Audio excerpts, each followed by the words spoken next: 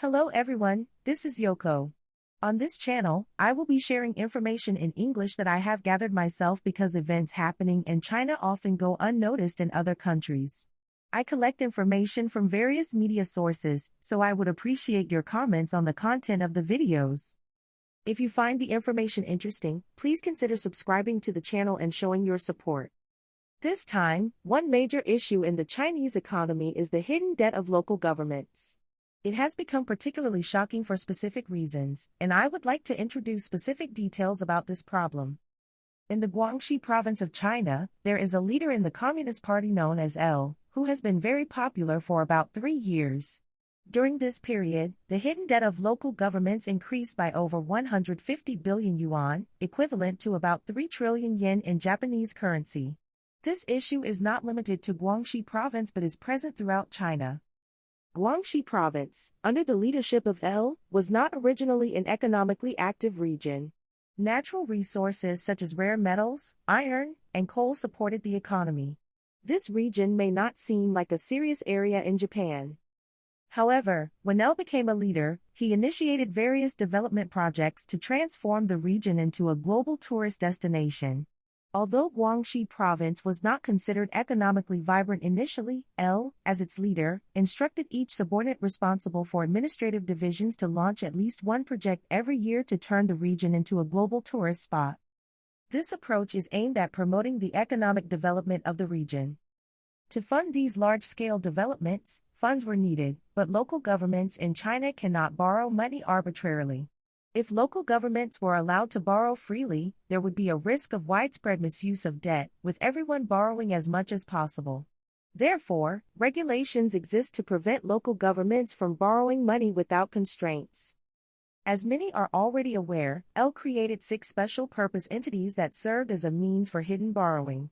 By establishing separate entities, they could bypass regulations on borrowing. These special entities borrowed money with an implicit government guarantee.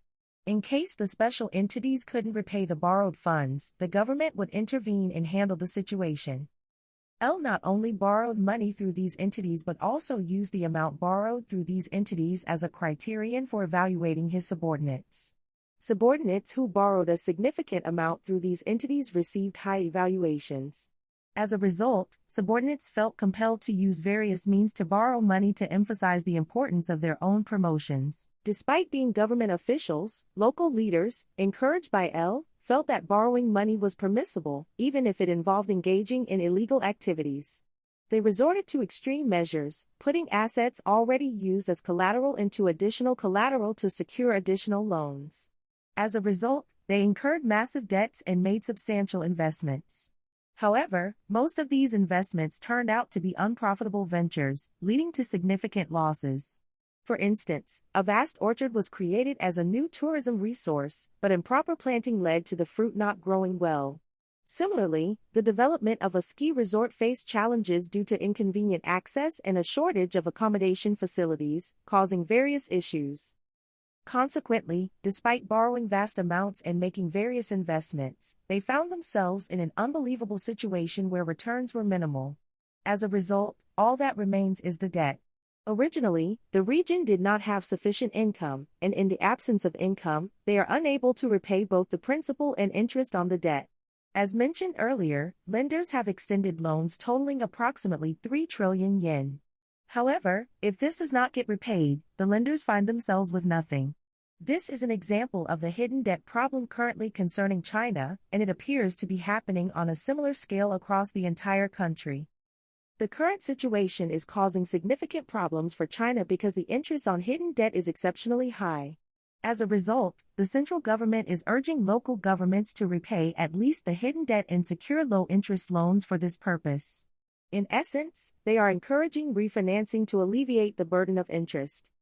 However, due to substantial funds already being invested in failed projects, there is no clear solution on how to proceed after this temporary repair. This is a significant issue in present-day China. Moreover, considering the enormous debt, even with compressed interest rates, a considerable annual interest burden is likely to occur.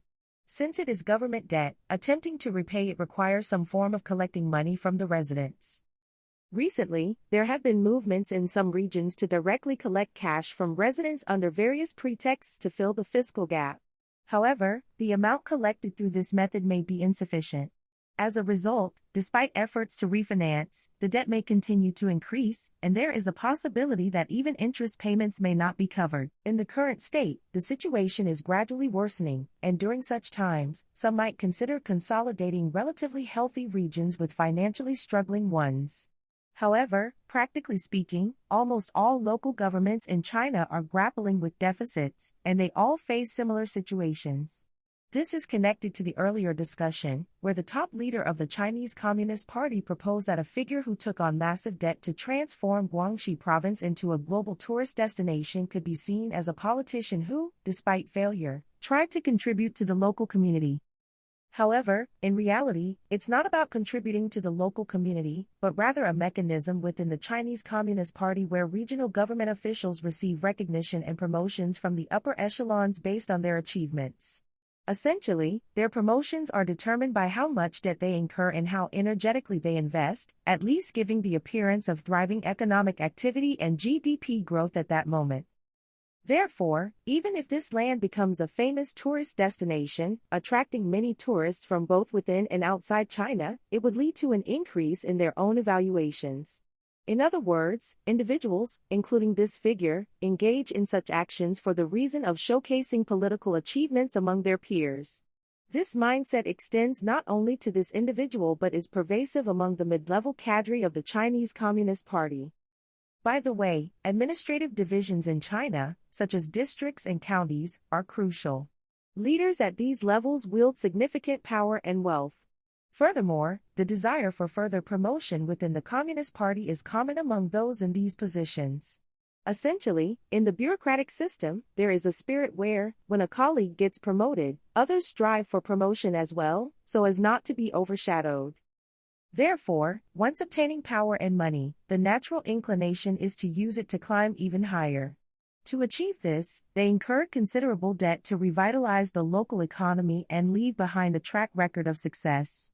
However, as mentioned earlier, such an approach is not sustainable. Regarding this, the individual in question seems to be making statements akin to the Japanese card game Old Maid. In essence, when popularity wanes, responsibility shifts to the next in line. This is a way of saying, it's not my problem, it's theirs. This person is making such statements because they have lost popularity.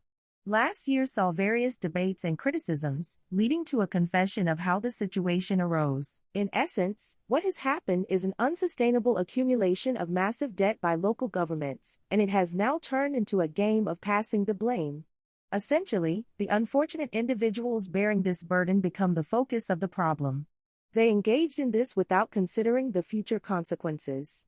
Currently, the debt issue of local governments in China is gaining attention as similar situations seem to be unfolding across the country.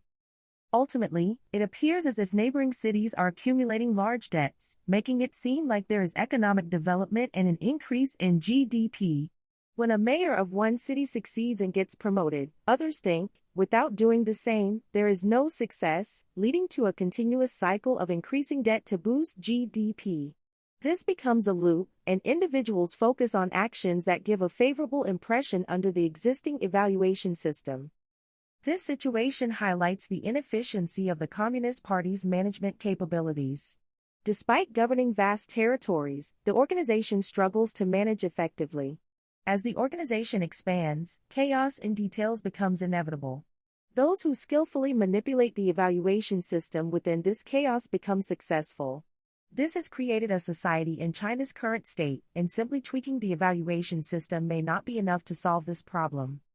They have made changes, particularly shifting the focus away from GDP.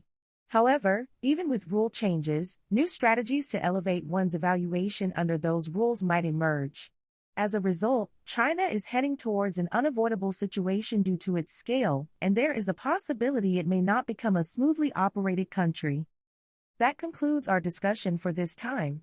Until next time.